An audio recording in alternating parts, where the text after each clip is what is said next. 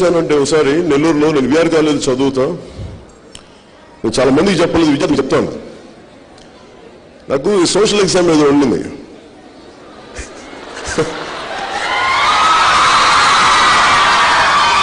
నేను ఎప్పుడు కాపీ చేయలే.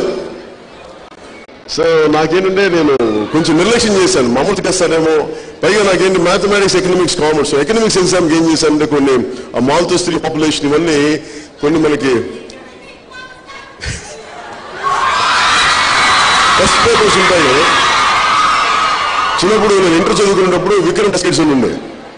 ఆ విక్రమ్ టెస్ట్ గైడ్స్ లో నేను కొన్ని ప్రాబబుల్ క్వశ్చన్స్ అన్ని తీసుకెళ్లి ఆన్సర్స్ ఒక 10-15 కట్ చేసుకొని జోలికి వెళ్ళా.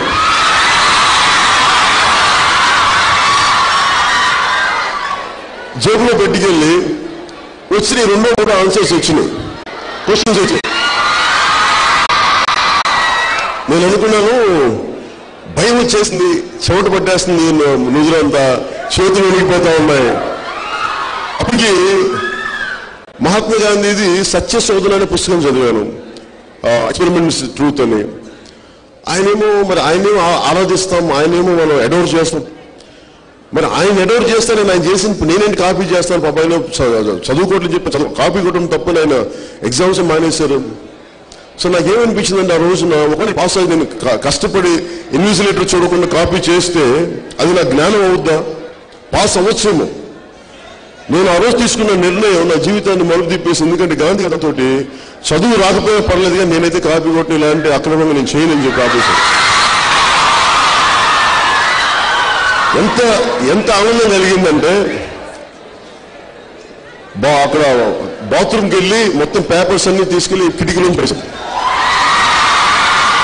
పడేసి తర్వాత ఇంకొకసారి నాకు ఫిల్మ్ ఇన్స్టిట్యూట్ కోర్సులో నాకు డిగ్రీ చదవాలి, నువ్వు డైరెక్షన్ కోర్స్కి వెళ్ళాలి అంటే నాకేమో డిగ్రీ లేదు. అది ఆ డిగ్రీ లేకపోతే ఒకరెవరు అడిగారు, నీకు కావాలంటే ఫేక్ డిగ్రీ తెప్పిస్తాను, నువ్వు జాయిన్ అయిపోవచ్చు అంటే నేను అనుకున్నాను, ఫేక్ డిగ్రీలతోటి ఇవన్నీ జాయిన్ అయితే ఏదో రోజున జీవితం తిరిగి వచ్చి పట్టుకుంటాయి. అందుకే నేను ఏమనుకున్నానంటే కష్టపడడం ఏదైనా సరే నదిని సాధిస్తాను తప్ప అడ్డదారులను తొక్కనని చెప్పి నేను చాలా చిన్న వయసులో నేను నిర్ణయించుకున్నాను.